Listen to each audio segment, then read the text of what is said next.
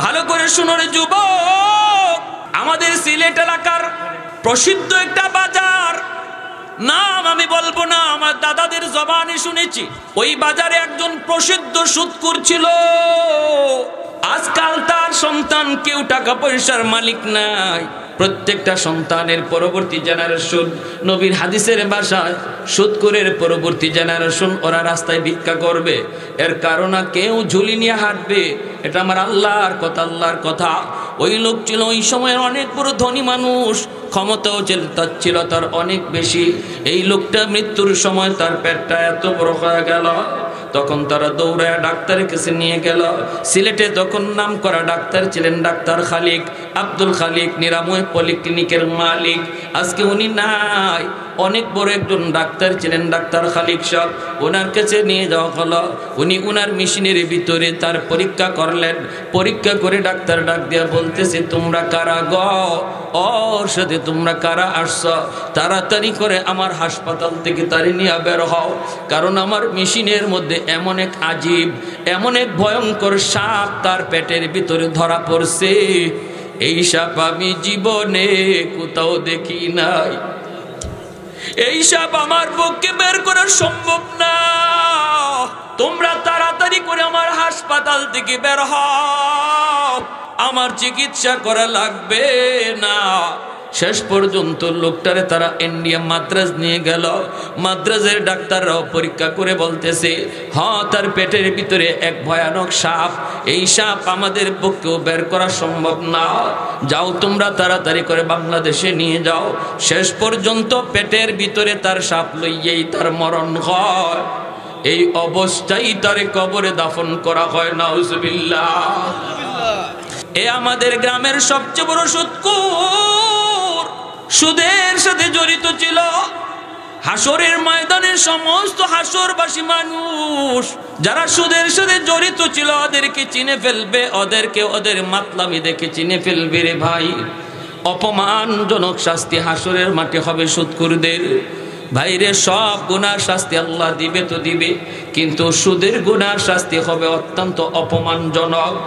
এরা কোনো দিন জান্নাত পাবে না। আল্লাহ পাক এদের ব্যাপারে বলছেন চিরস্থায়ী জাহান্নামী, যদি তওবা করে মরণের আগে সুদ না ছাড়ে। যেই মানুষটা হারাম টাকা ঘরে ঢুকাইতেছে মিথ্যা বইলা, সুদ খাইয়া, ঘুষ খাইয়া, চিটিংবাজি কইরা, মনে রাখবেন এর মতো বোকা দুনিয়াতে আর কেউ নাই। কারণ ঘরে ঢুকাইয়া খাওয়াইতেছে সবাই রে, আর হিসাব দিবে হে একা। হিসাব দিবে একটা পাতিলের ভাত, পুরা পাতিলের ভাত সুদখোর খায় না, ঘুষখোর খায় না। এক পাতিল, এক প্লেট, 2 প্লেট ভাত সে খায়, বাকি 10 প্লেট ভাত খায় তার সন্তান, তার বিবি, তার মা, তার ভাই, তার বোন, আত্মীয় স্বজন, তারা আরো 10 জনে খায়। কিন্তু আল্লাহ পাক রব্বুল আলামিন কিয়ামতের ময়দানে বলবে, বান্দারে ওই 10 জনে যে 10 প্লেট খাইছে এইগুলার হিসাব আমি তোর কাছ থেকে নিব। সুবহানাল্লাহ, জোরে কর। তোর কাছ থেকে নিব। ওরা খাইছে ফাও ফাও, হিসাব দিবে তুই। খাইব একজনে, হিসাব দিবে অন্যজনে। খাইবে অন্যরা, হিসাব দিবে সুদখোর। এই কথা জানার পরও যারা সুদে ঘরে টাকা ঢোকায়, এ বুদ্ধিমান নাকি বোকা? ঘর বানাইছে এত বড়, এত বড় ঘর, সবগুলি রুমের ভিতরে সে থাকে না। একটা রুমের ভিতরে সে থাকলো, বাকি 10টা রুমের মধ্যে আত্মীয় স্বজন, আপনজন, প্রিয়জন অনেকে অন্যান্য রুমের মধ্যে থাকলো। আত্মীয় স্বজন আসলো, অন্য রুমের ভিতরে থাকে, সে তো থাকে একটা রুমের ভিতরে। কিন্তু কিয়ামতের ময়দানে আল্লাহ পাক বলবে, বান্দা 10 রুমের ভিতরে 10 জন থাকছে, ওদের হিসাবও তুই দিবি। কারণ ঘরটা বানাইছো তুমি তোমার হারাম টাকা দিয়া, এজন্য পুরা ঘরের হিসাব দিবা তুমি। যারা থাকছে এরা ফাউ ফাউ থাকছে, ঠিক না? ছোট ভাই বড় ভাই রে কয়, ভাইয়া এরপরও কি তুমি সুদে টাকা করো আনবা? কয় রাখ, তুই খালি মাদ্রাসা ঢুকছো, এত বুঝিস না, এত পাকনামি করিস না, সংসার কেমনে চলে টের পাও না তো, খালি ওয়াজ আর ওয়াজ।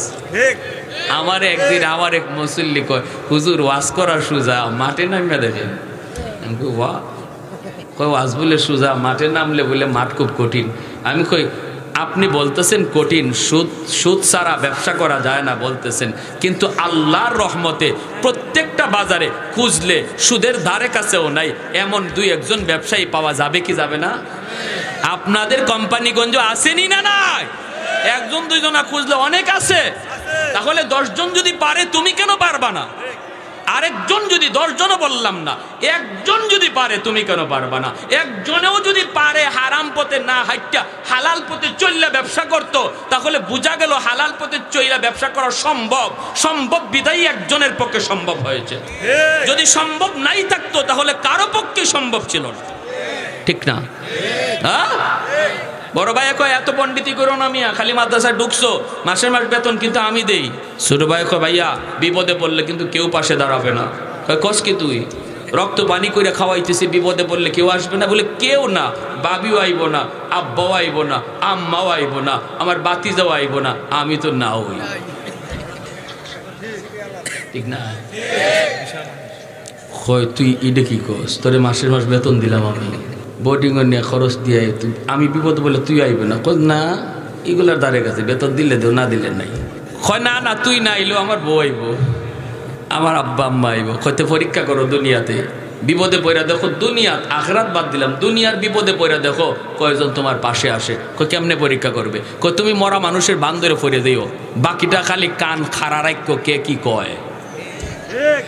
বান্দর বা মরা মানুষের মূলত তুমি জিতা। কয় ঠিক আছে, অসুবিধা নাই, তুই যা করবার কর, খালি গরম পানি ডালিস না। কয় না, সব ঠিক আছে, এগুলার কোনো অসুবিধা হইব না। বট গাছের তলে গিয়েই তুমি মরা মানুষের বান্দরে পড়ে দিও। বড় ভাই বট গাছের তলে গিয়েই পড়ে গেছে, হে কোন রকম দরাদরি করে কান্দা কাটি করে বাড়িতে লই আইসে, আয় আব্বা, ও আব্বা, ভাবি গো, ভাই মরে গেছে। বাপেও কান্দে, মায়ও কান্দে, ভাবি সবাইকে কি হয়েছে কি হয়েছে? কি হয়েছে জানি না, বট গাছের তলে খালি গেছি, এমনি দপাস দিয়ে পড়ে গেছে। বাপেও কান্দে, মায়ও কান্দে, ভাবিও কান্দে, বাতিজাও কান্দে, এমনি হে বুদ্ধি বাইর করছে, কয় আব্বা ঘটনা ঘটছে বট গাছের তলে, মনে হয় কোনো জিন্নাতের কারসাজি। ভাইয়ার মনে হয় দম আটকে আছে, জিন হুজুরের কাছে আমি একটু যাই একটা ফুল হইয়া আই, হয়তো ফু দিলে পরে ভাইয়ার দম ফিরে আসবে। বাপে কই বাবা দৌড় দে, তুই তাড়াতাড়ি যা। দৌড় দিয়ে গেছে, কে জিন হুজুরের কাছে যাইব? হে নিজেই তো জিন হুজুর, সব কাম তো হেই ঘটাইছে। একটু পরে আয়া আব্বা ফু একটা লই আইছি।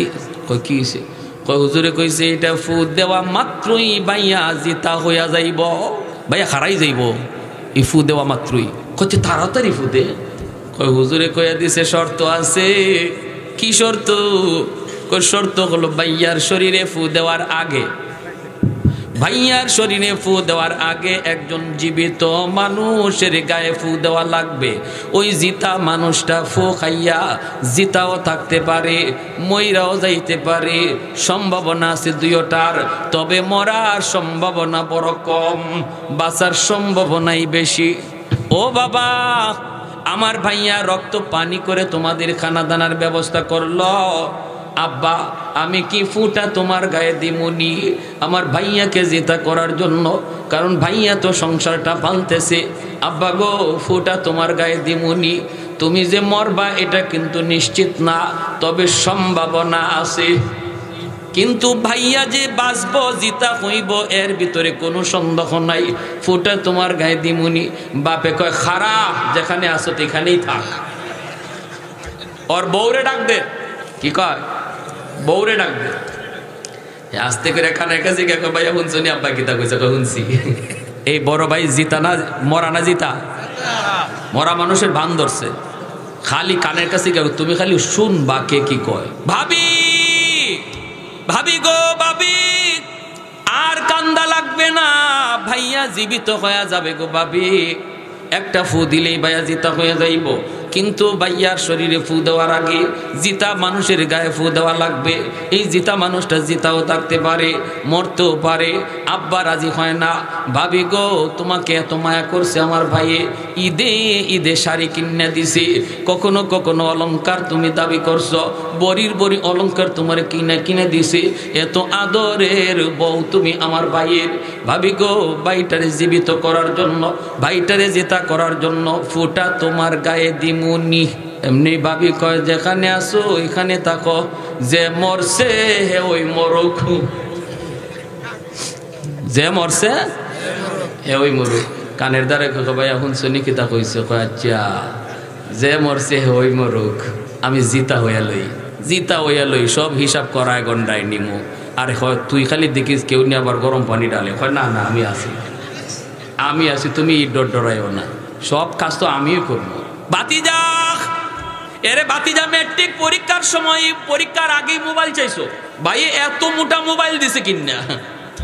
পাস করার পরে তোমার বায়না হলো মোটর সাইকেল বাইক কিনা দেওয়া, তাও কইছে কিনা দিব। যখন যা চাইতেছো রে বাবা সব কিছু আমার বাইক কিনা দিতেছি। বাবা বাবা রে, এমন বাবাটারে জীবিত করার জন্য ফুটা তোমার গায়ে দিমুনি। তোমার দাদায় রাজি হয় না, তোমার মায় রাজি হয় না, তুমি নি বাবার জন্য ফুটা লইবা। এমনি ফুলায় কয় চাচা আজকে থেকে তুমি ওই আমার আব্বা। চাচা ওই আব্বা হয়ে গেছে, মরা বেটা উঠতে দিছে দৌড়, এক দৌড়ে মাদ্রাসা গিয়ে ওই হুজুরে কো হুজুর মাফ চাই, হুজুর আমার তওবা করান, আমি আর জীবনে এই সুদ মুদ খাইতাম না, বুঝে লাইছি কে কদ্দুর আমারে করব, আমি আর এই জগতে নাই। এজন্য বলতেছিলাম হাসরের মাঠে ওই মানুষগুলো সবচেয়ে বোকা সাজবে, খাইব সবে, বুক করব সবে, কিন্তু হিসাব দিব হয় একা, হিসাব দিব একা। এটা জানার পরেও কি এই কাজে কেউ থাকবো আমরা?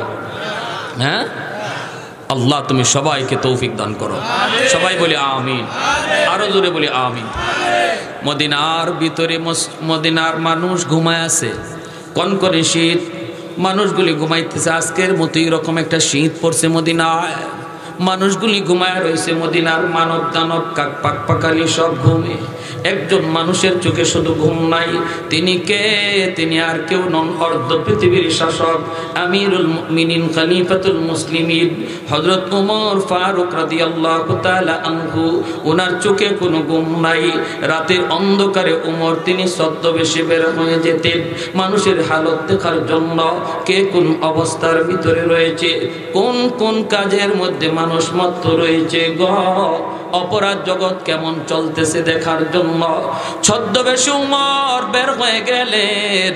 মদিনা থেকে বের হয়ে তিনি পাশের একটা বস্তিতে ঢুকলেন। রাত বাজতেছে 12টা। হঠাৎ করে উমর তাকায় দেখেন রাস্তার কিনারায় একটা করে ঘর, এই ঘর থেকে আলো দেখা যায়, আলো। তিনি দূর থেকে মনে মনে ভাবলেন হয়তো ঘরের ভিতরে কোনো বাজে লোকের আড্ডা জমছে, রাত বাদে একটা, এই ঘরে এখন কেন আলো জ্বলবে? অবশ্যই কোনো মন্দ লোক, খারাপ লোকের কোনো আড্ডা এই ঘরে জমেছে রে। ওমর সামনের দিকে একা একা হাঁটতেছেন, সাথে কোনো বডিগার্ড নাই, সাথে কোনো খাদেম খুদ্দাম নাই। সামনের দিকে আগান, আগে তিনি দেখতে পেলেন ঘরের ভিতরে বাতি, একজন মহিলা চুলার মধ্যে আগুন জ্বালাইছে, বাচ্চাগুলি কাঁদতেছে মায়ের পাশে। ওমর দরজার কিনারায় যেয়ে তিনি ডাক দিয়া বলেন, মা গো, কেন এই ঘরে এত রাতে বাতি জ্বলে, আর বাচ্চাগুলাই কেন বা কান্না করে একটু বলো। মহিলা আওয়াজ দিয়া কয়, মুসাফির, তুমি তোমার কাজে চলে যাও গো, আমাকে তুমি প্রশ্ন করি মনের জ্বালা বাড়ায়ও না, আমাকে আমার হালতে তুমি তট্টা দাও। ওমর নিজের পরিচয় তিনি দেন না, তিনি যে অর্ধ পৃথিবীর শাসক, তিনি যে খলিফাতুল মুসলিমিন পরিচয় দেন না। মহিলায় কয়, মুসাফির, যেই দিকে যাচ্ছ ওই দিকে চলে যাও, আমাকে আর মনের ব্যথা বাড়াও না, প্রশ্ন করে মনের যন্ত্রণা তুমি আর বাড়াও না। ওমর যাইতে তো তিনি নারাজ, তিনি বলতেছেন, মা গো, একটু বলো না, আমি দেখি না তোমার কি সমস্যা, একটু উপকার করতে পারি কিনা খেয়াল করব।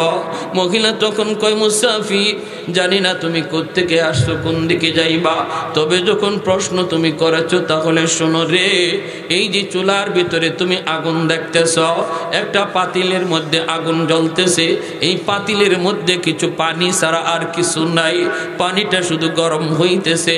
আমার ওই ছোট ছোট 3টা এতিম বাচ্চা, তাদের আব্বা অমুক যুদ্ধে তিনি শহীদ হয়েছেন, শহীদের 3টা এতিম বাচ্চাকে আমি দেখাশোনা করি। আজকে 3 দিন হয়ে যায় আমার চুলায় আগুন জ্বলে না, খানা নাই, আমার বাচ্চাগুলি পেটের ক্ষুধায় অস্থির অস্থির। একটা বাচ্চা অজ্ঞান হয়ে গেছে কিছুক্ষণ আগে। বাচ্চাগুলি কান্দে আর বলতেছি, মা গো আর সইতে পারি না গো মা, আমাদেরকে তাড়াতাড়ি খানার ব্যবস্থা করো।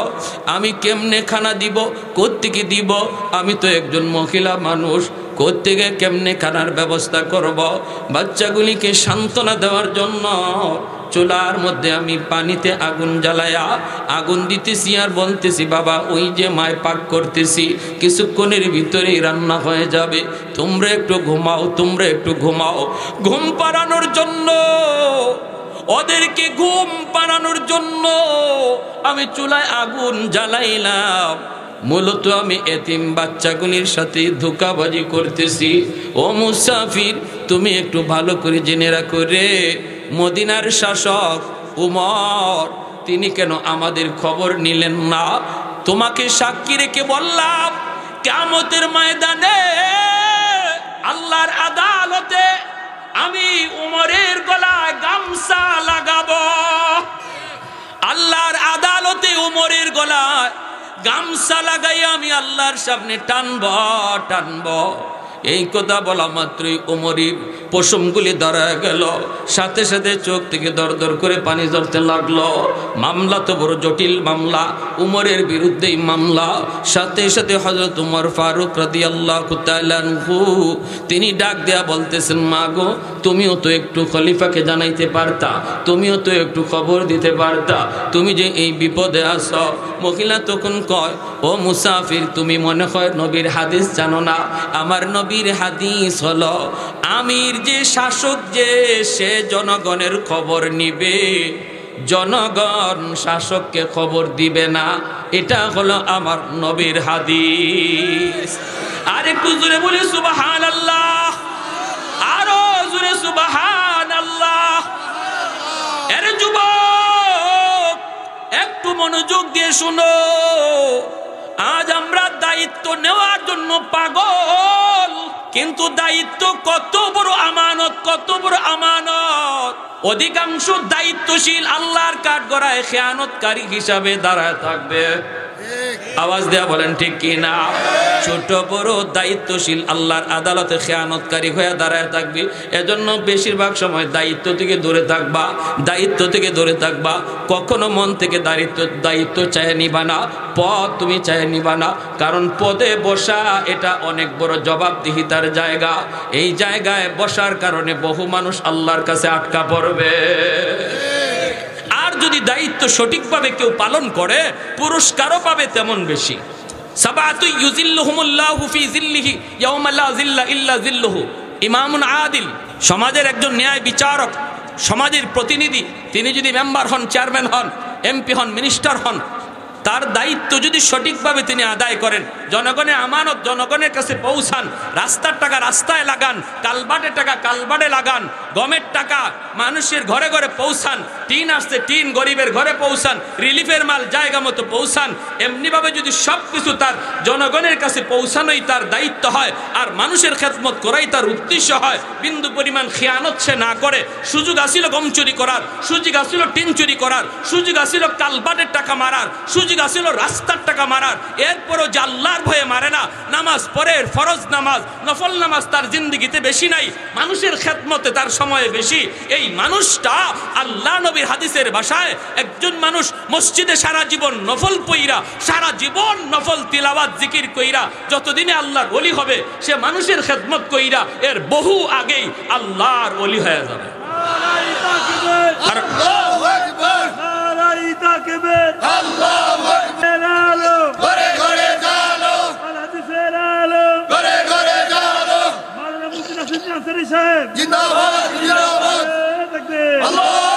এজন্য আমার ভাইয়েরা মনে রাখবেন, মানুষকে খুশি করার দ্বারা আল্লাহর কুদরতি কলিজা খুশি করা যায়।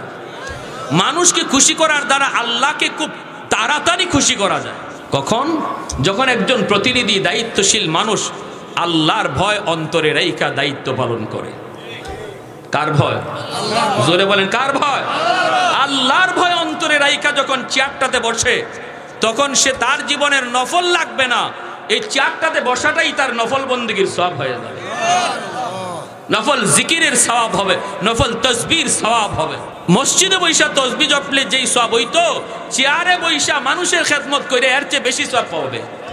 এজন্য নবী বলেছেন লা ওয়ারআ কাল কাফফি, লা ওয়ারআ কাল কাফফি, লা ওয়ারআ কাল কাফফি। নবী বলেন হাতের কাছে ছিল সুযোগ তার অন্যায় করার, হাতের কাছে ছিল সুযোগ তার চুরি করার, এরপরও যে আল্লাহর ভয়ে অন্যায় করে না, এই মানুষটাই তোমাদের ভিতরে আল্লাহর ওলি।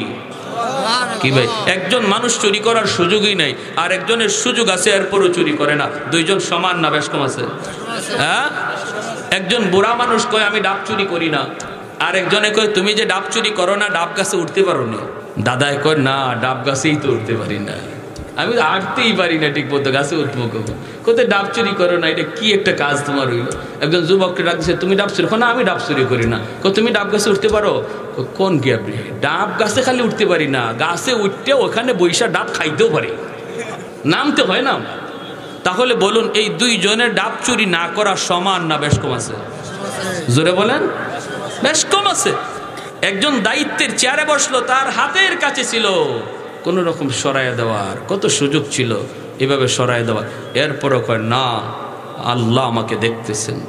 মায়ার নবী বলে এই মানুষটাই তোমাদের ভিতরে আল্লাহর ওলি। সুবহানাল্লাহ, জোরে কথা। তাহলে একজন মানুষ দায়িত্ব পাওয়ার পর দায়িত্বের ভিতরে যদি আল্লাহর ভয় থাকে, তাহলে সে কেমন কত দ্রুত আল্লাহর ওলি হয়ে যায়, আল্লাহর ওলি হয়ে যায়। হযরত ওমর ফারুক রাদিয়াল্লাহু তাআলা আনহু তিনি তখন বলতেছেন মাগো দেখি আমি একটু উপকার করতে পারি কিনা। আমার ভাইরা বন্ধুরা, যুবক ওমর আর দেরি করলেন না, দৌড় দিয়ে মদিনার দিকে রওনা দিলেন। বাইতুল মালের কিনারায় এসেই তিনি ডাক শুরু করে দিলেন, কোথায় আমার ম্যানেজার? এ তোমরা কোথায়? তাড়াতাড়ি আসো, বাইতুল মালের দরজা খুলে দাও। দৌড় দিয়া গভীর রাত খাদেম খুদ্দাম ম্যানেজার সহ যে যেখানে ছিল ঘুমন্ত, ওমরের ডাক শোনা মাত্রই সবাই ঘুম থেকে দৌড়ায় চলে আসলেন।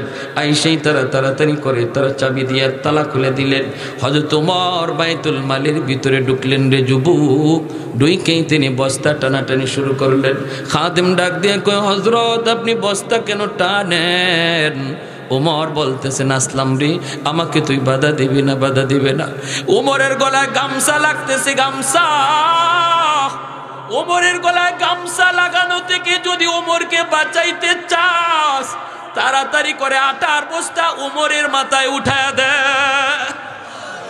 আসলাম কই, হযরত আমার মাথায় আপনি বস্তা তুলেন, আমি নিয়ে যাই, আমি নিয়ে যাই। ওমর তখন বলতেছে, তোর মাথায় দিলে ওমরের গামছা থেকে ওমর বাঁচবে না, ওমরের গলায় গামছা থেকে ওমর বাঁচবে না রে, তোর গলায় না, আমার মাথায় বস্তা উঠা দে। আসলাম দৌড় দিয়া তুই ঘরে যা, যাইয়া দেখ নগদ কিছু রুটি পাও কিনা, নগদ কিছু গোশত পাও কিনা। আমি চললাম মদিনার পাশের ওই বস্তির দিকে, আমার পিছনে পিছনে তুই দৌড়া, আমার পিছনে পিছনে তুই দৌড়া। ওনার খাদেম আসলাম হযরত ওমরের পিছনে পিছনে নগদ কিছু রুটি আর গোশত নিয়ে পিছনে পিছনে দৌড়াইতেছি। ওমর তিনি সামনের দিকে বস্তা মাথায় নিয়ে দৌড়ান। অর্ধ পৃথিবীর শাসক, অর্ধ পৃথিবীর বাদশা ওমর মাথার মধ্যে তিনি আটার বস্তা নিয়ে দৌড়াইতেছেন। দরজার কিনারায় যায় ডাক দিয়া বলতেছেন, মাগো তুমি দরজা খোলো। মহিলা দরজা খোলা মাত্রই ওমর দৌড় দিয়া চুলার কিনারায় চলে গেলেন। চুলার মধ্যে নিজে আগুন জ্বালাইতে চেষ্টা করেন, জীবনে কোনোদিন চুলায় আগুন জ্বালান না, চুলায় আগুন জ্বালাইতে পারেন না।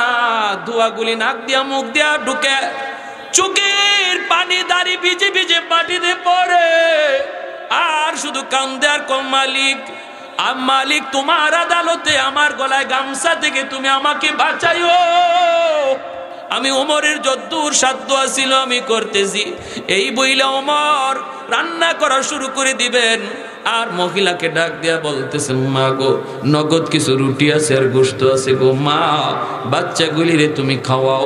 এই যে আমি আটার বস্তা রেখে গেলাম, প্রয়োজনে এখান থেকে তুমি রুটি বানায় বানায় তাদেরকে খাওয়াবা। মুসাফির, তিনি তো মুসাফির পরিচয় দিলেন, ওমর পরিচয় তো তিনি দেন নাই। মহিলাও মনে করেছে মুসাফির, তিনি তো হাসতেছেন, বাচ্চাগুলি হাসতেছে, আনন্দ পায়। বাচ্চাগুলি ডাক দিয়া কই, মা গো মনে মনে হয় আল্লাহর পাঠানো কোনো ফেরেশতা। মা মা ইনি তো মানুষ নন গো। এইভাবে বাচ্চাগুলি আনন্দ করে। ওমর ঘর থেকে বের হলেন, চোখ দিয়ে পানি ধরে। আসলাম ডাক দিয়ে কয়, হযরত এই যে সূর্য ওঠার টাইম হয়ে যাইতেছে, পূর্ব দিগন্তে ফর্সা হয়ে গেছে, মদিনার মসজিদে ফজরে আজান হয়ে গেছে, আপনি দ্রুত মদিনায় চলেন গো, কারণ মদিনার মসজিদের ইমামও আপনি। আল্লাহু আকবার জোরে বলেন। অর্ধ পৃথিবীর শাসক উমর, তিনি মদিনার মসজিদের ইমাম। মদিনার মসজিদে যাই আপনাকে ফজরের নামাজ পড়াইতে হবে, আর দেরি করবেন না। মদিনার মানুষ মসজিদে নববীতে আপনার অপেক্ষায়। ওমর ডাক দিয়ে বলতেছে, আসলাম একটু এই জায়গায় তুমি দাঁড়াও। এই জায়গাটাতে দাঁড়ায় দাঁড়াইয়া আমি শহীদের তিনটা এতিম বাচ্চার কান্নার আওয়াজ শুনেছি রে। আমার মন চায় এখানে দাঁড়ায় দাঁড়ায় আমি ওই বাচ্চাগুলির একটু হাসি শুনবো।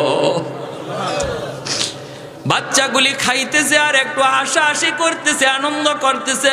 ওমর সাজদায় পড়ে আল্লাহর দরবারে শুকরিয়া আদায় করে। এরপরে তিনি দৌড় দিলেন মদিনার মসজিদের দিকে। ফজরের নামাজ পড়ানো মাত্রই ওমর মিম্বরে বসে তিনি এলান করে দিলেন, মদিনার মানুষ যে যেখানে আছো মুসল্লিয়ানে কেরাম, তোমরা জায়গায় জায়গায় বসা থাকো। একটা বিচার রয়েছে তোমাদের সামনে, কঠিন বিচার, তোমাদের সামনে একটা জটিল বিচার। এই বিচারের রায় তোমরা দেখে যাও। একটা অপরাধীর বিচার। মদিনার মানুষ মনে করেছে রাতের অন্ধকারে ওমরের চোখে কি যেন অপরাধ ধরা পড়েছে। কে সে অপরাধী, কি সেই অপরাধ? ওমরের চোখে ধরা পড়েছে। বিচার হবে মদিনার মসজিদে। মিম্বরে বসা খলিফাতুল মুসলিমিন আমিরুল মুমিনিন ওমর আজ রাতে তিনি ছদ্মবেশে বের হয়েছেন। প্রতি রাতে ছদ্মবেশে বের হন। কোথায় জানি ধরা পড়েছে কোন অপরাধ। বিচার হবে মদিনার মসজিদে। কে করবেন বিচার? অর্ধ পৃথিবীর শাসক ওমর। সবাই যার যার জায়গায় বসে রইলেন। ওমর ডাক দেয়া বলতেছে, কোতোয়ালি থানার পুলিশ, যাও দ্রুত তোমরা যাও, ওই বস্তিতে যায় ঢুকো। রাস্তার কিনারায় যায় দেখতে পাবা একটা ঘর, ঘরটাও করে ঘর, ঘরটার ভিতরে যায় দেখবে একটা মহিলা তিনটা এতিম বাচ্চা নিয়ে থাকে।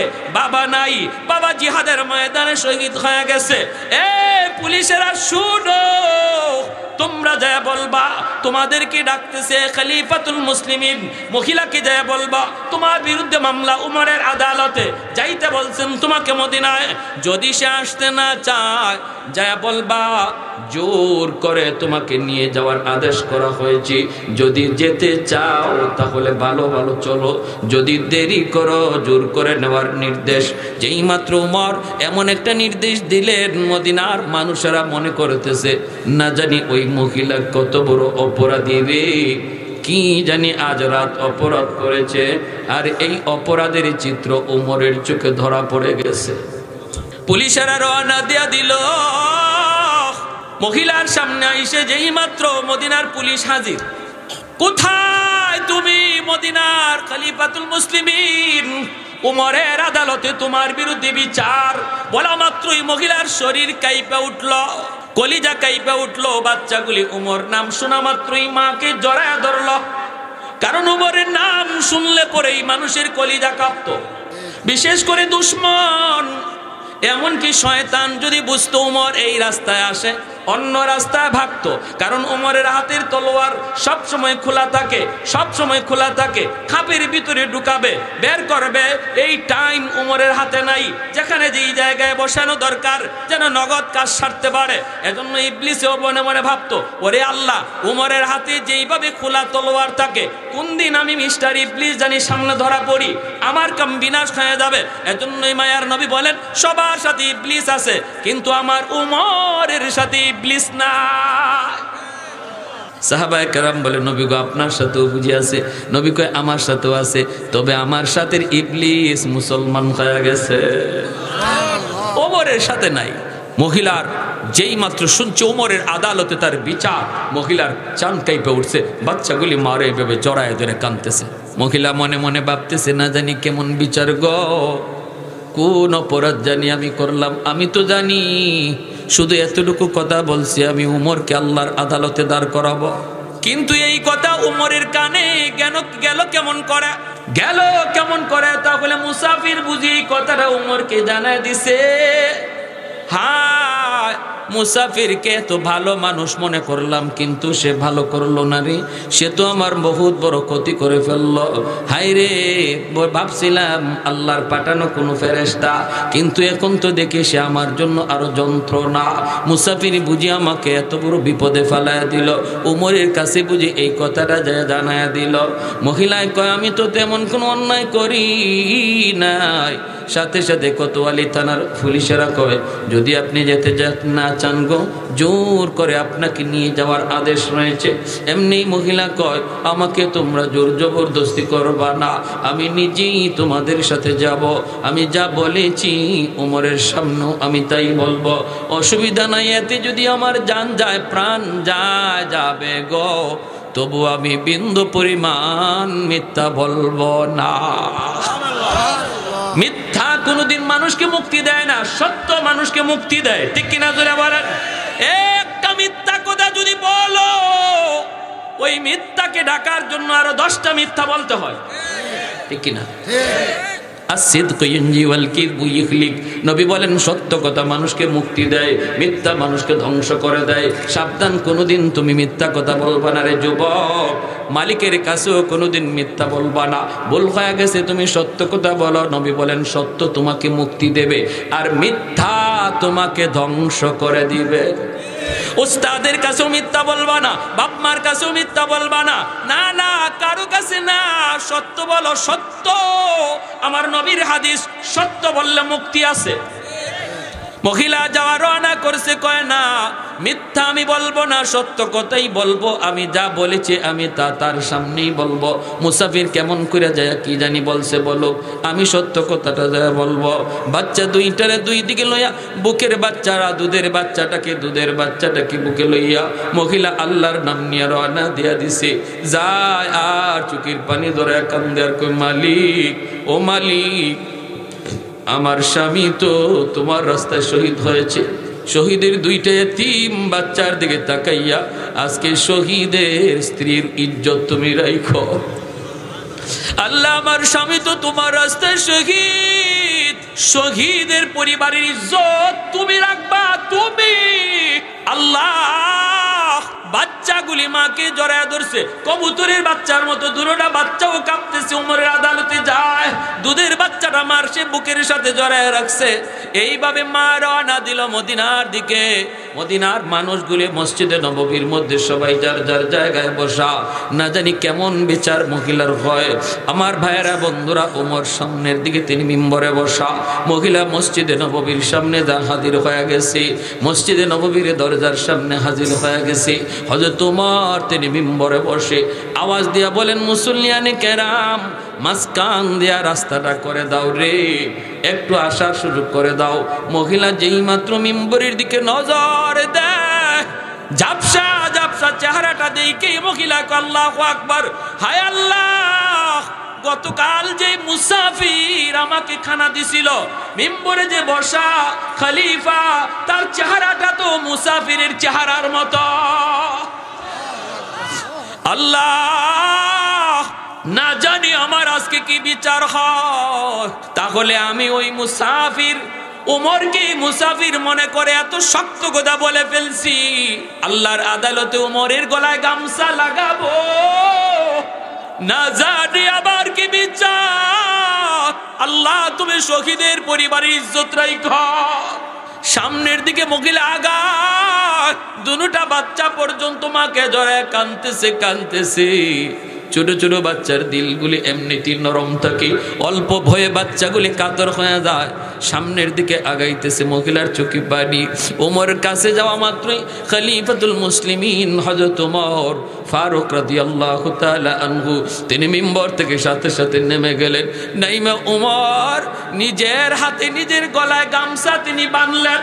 বাইদা গামছার আরেকটা মাথা মহিলার হাতে ধরে বলতেছেন, মা গো, ও মা, গামছার মাথাটা তুমি ধরো, ধইরা উমরকে মদিনার সব অলি গলি গামছা লাগায় ঘুরাও, তবু আল্লাহর আদালতে গামছা লাগাইও না। फारूक तेरा नाम से इस्लाम रहेगा,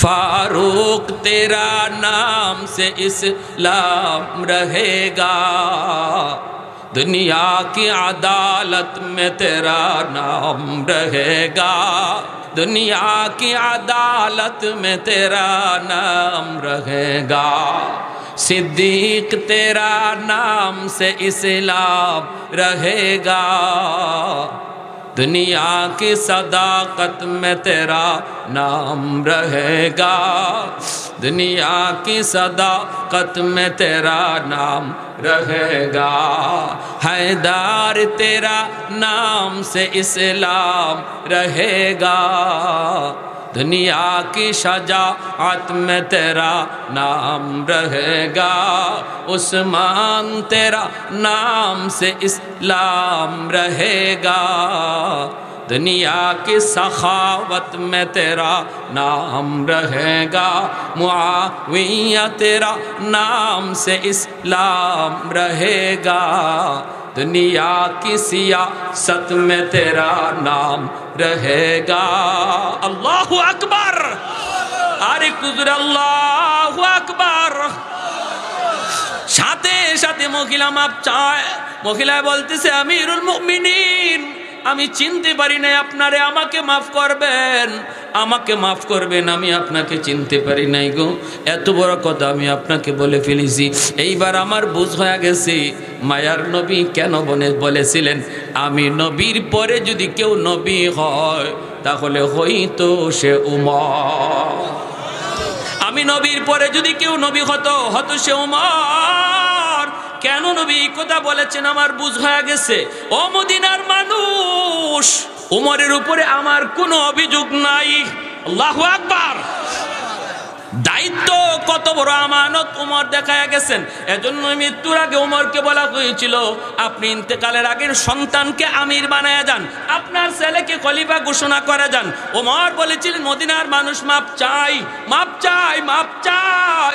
এই দায়িত্ব কত বড় বুঝা, এই বুঝা উমর কাঁধে নিয়ে বুঝতে পারছে। উমর চায় না তার রক্তের কোনো মানুষের গায়ে, তার কোনো বংশের কোনো লোকের কাঁধে এই দায়িত্ব আবার চেপে আসুক, এটা উমর কোনো দিন চায় না। এজন্য হযরত ওমর ফারুক রাদিয়াল্লাহু তাআলা আনহুর ইন্তেকালের 10 বছর পরে একজন সাহাবী স্বপ্নে দেখছিলেন, দেখে বলছিলেন যে আপনার সাথে কবরে কেমন আচরণ হয়েছে। হযরত ওমর বলেন কবরে আসার পর থেকে নিয়ে পর্যন্ত 10 বছর, এই 10 বছরে আমি উমর আমার রাজত্বের দায়িত্ব আল্লাহকে মাত্র বুঝাইয়া শেষ করছি। সুবহানাল্লাহ, মাত্র বুঝাইয়া শেষ। যে উমর সম্পর্কে আল্লাহর নবী বলেন হযরত ওমর ফারুক রাদিয়াল্লাহু তাআলা আনহু দুনিয়া থাকতে তিনি জান্নাতের সার্টিফিকেট পাইছেন। যিনি আল্লাহর নবী স্বপ্ন যুগে কার সাথে কখন দেখা করেন সেটাও ওমর জানে। আলী রাদিয়াল্লাহু তাআলা আনহু স্বপ্নে দেখতেছেন এক বৃদ্ধ মহিলা, নবীজি আর বসা, নবীজি তখন দুনিয়াতে নাই, রাজত্ব চলছে খলিফাতুল মুসলিমিন হযরত ওমরের, নবী দুনিয়াতে নাই। আলী স্বপ্নে দেখেন মায়ার নবীকে নিয়ে এক জায়গায় বসা, এক মহিলা খেজুর নিয়ে আসছে, আয়েশা বলতেছে নবী গো আমার বাগানের প্রথম খেজুর, মন চাইছে আমি আপনারে দেব, আপনি সাহাবায়ে কেরামদের মাঝে বন্টন করে দেন। মায়ার নবী সবাইকে বন্টন করে দিতেছেন, কাউকে 3টা, কাউকে 4টা, কাউকে 5টা। হযরত আলীর সামনে আয়েশা খেজুর দিয়েছেন একটা। হযরত আলী বলতেছেন ইয়া রাসূলুল্লাহ আমার যদি আরো 2টা খেজুর দিতেন। না, নবীকে আর কিছু বলেন নাই, আল্লাহ নবীকে হযরত আলী কিছু বলেন নাই, খেজুর দিচ্ছেন একটা। আলী সবর কইরা একটা খেজুরি খাইয়া ফেলছেন, আর মনে মনে ভাবছেন নবীজি সবাইরে দিলেন 3টা 4টা কইরা, আর আমি এই আলীরে দিলেন একটা, আরে আমারে যদি 3টা 4টা দিতেন আমার হাসান হুসেনও দিতে পারতাম, থাক নবীর মন চাইছে একটা দিছেন, কোনো কথা নাই। ফজরে আজান হয়ে গেছে, স্বপ্ন ভেঙে গেছে, মসজিদে নববীতে ফজরের নামাজ পড়তে গেছেন, নামাজ পড়াইছেন হযরত ওমর, কারণ তিনি ইমাম, তিনি আবার অর্ধ পৃথিবীর বাদশা। আজকে আমাকে দায়িত্বশীল হজন এমপি মিনিস্টারে ইমামতি দিলে চলব নি, কি তা বুঝেন? কিন্তু দায়িত্বশীলের দায়িত্ব হলো ইমামতিও করা, ঠিক কিনা? এটা সাধারণ কোনো পোস্ট না। ইমামতি, মসজিদের ইমাম হওয়া সাধারণ কোনো বিষয় না, এটা রাজা বাদশাদের দায়িত্ব। বাদশার পোস্ট। তিনিও বসান নামাজ পড়ে হযরত উমরের পাশে। হযরত আলী ফজর নামাজ পড়ে বসছেন, দেখেন ওই স্বপ্নের মতো এক বুড়া মহিলা লাঠিতে বর দিয়ে খেজুর নিয়ে আইছে। আইসেই কয়, আমিরুল মুমিনিন, আমার বাগানের প্রথম খেজুর মন চাইছে আমি আপনারে দিব, আপনারা প্রথম খেজুরটা খান, নবীর সাহাবী আপনারা। হযরত আলী কয়, আরে গরু নাকি, স্বপ্নে তো এরমই দেখলাম, বেশ কম শুধু এখানে হযরত উমর আর স্বপ্নে দেখছি মায়ার নবী। এরপরে আলী হযরত ওমর খেজুরগুলো হাতে নিছেন, নিয়ে সবাইরে 3টা 4টা করে দিতেছেন। হযরত আলীর কাছে আইসেই দিলেন একটা। আলী কই, ইন্না আলিল্লাহ, আমার স্বপ্নের সাথে এটা 100 কেমনে মিলতেছে? তো হযরত আলী নবীকে তো কিছু জিগার নাই, কিন্তু ওমরকে জিগাইতে তো কোনো অসুবিধা নাই, আল্লাহ নবীর কিছু জিগার নাই। হযরত আলী জিগাইতেছেন, কিও ভাই, সবাই 3টে 4টে, আর আমি কি দোষ করলাম? আমার একটা কেন, 2-1টা বাড়াইয়া দেন, আমার হাসান হুসাইন আছে তো। হযরত ওমর মুস্কি হাইসা বলতেছে, আলী আজ রাত স্বপ্নে নবী যদি তোমাকে 3-4টা দিতেন আমিও দিতাম। সুবহানাল্লাহ, জোরে কন্যা আল্লাহু আকবার। হযরত আলী তিনি বলেন, আল্লাহু আকবার, আমি অবাক হয়ে গেলাম, স্বপ্নে ঘটলো আমার সাথে নবীর ঘটনা, উমর জানলো কেমনে? আমার স্বপ্ন উমর জানে কেমনে? তাহলে কি পরিমাণ সম্পর্ক ছিল হযরত উমরের সাথে আমার মায়ার নবীর, যে নবী আজ রাত স্বপ্নে কার সাথে দেখা দিতেছেন এই খবরও উমরের ছিল। সুবহানাল্লাহ। সেই উমর দায়িত্বকে এত ভয় পাইছেন, এত ভয়, মৃত্যুর সময় বলতেছেন, মাপ চাই, আমার সন্তান আমার রক্তের কেউর কাঁধে যেন এই ধরনের দায়িত্ব আর না আসে। এজন্য আমার ভাই, চাইয়া কেউ দায়িত্ব কখনো নিব না, ছোট হোক বড় হোক, নিলে পরে এর মধ্যে আল্লাহর সাহায্য থাকবে না। তবে হ্যাঁ, এলাকার মানুষ মহব্বত করে যদি আপনাকে কোনো দায়িত্ব দেয়, দ্বীনি দায়িত্ব, সেটা নেওয়া যায়, নবী বলছেন, তখন নিলে আল্লাহর সাহায্য তার উপরে থাকে। কোনো দায়িত্বের নেওয়ার ব্যাপারে অন্তরে কোনো চাহাত থাকতে পারবে না, চাহিদা থাকতে পারবে না, নিজে চাইয়া নেওয়া যাবে না, নিলে আল্লাহর সাহায্য থাকে না। আর যদি আমার চাওয়া নাই কিন্তু পাবলিক চাপাইয়া দিছে আমারে, তখন নিতে হয়, আল্লাহর সাহায্য থাকে। বুঝে আসছে? আল্লাহ আমাদের সবাইকে যে যে পর্যায়ে আছে, ঘরের দায়িত্বশীল বাবা, ঘরের দায়িত্বশীল বাবা, আলা কুল্লুকুম রাইন ওয়া কুল্লুকুম মাসউলুন আন রাইয়াতিহি, প্রত্যেক বাবাকে তার সন্তানের ব্যাপারে, তার ছোট বোনের ব্যাপারে, তার স্ত্রীর ব্যাপারে আল্লাহর কাছে জবাব দিতে হবে। এটাও তার কাছে বহুত বড় দায়িত্ব, বহুত বড় দায়িত্ব। আল্লাহ আমাদের প্রত্যেককে যে যে হালতে আছে, যে অবস্থায় আছি, দায়িত্ব ছোট হোক বড় হোক, আমানতের বস্তুটা আমার ছোট হোক বড় হোক, এটার মধ্যে যেন বিন্দু পরিমাণ খিয়ানত না আসে। যদি আসে, নবীর ধমকি আছে, ঈমান থাকবে না। আর নবী বলেন, তার মরণের হালতে ঈমান সাথে যাবেই না যে আমানতদারির গুরুত্ব রাখবে না। আল্লাহ আমাদের সবাইকে আমানতদারির গুরুত্ব বুঝা চলার তৌফিক দান করুন। সবাই বলি আমিন। ওয়া আখির দাওয়ানা আনিল হামদুলিল্লাহ।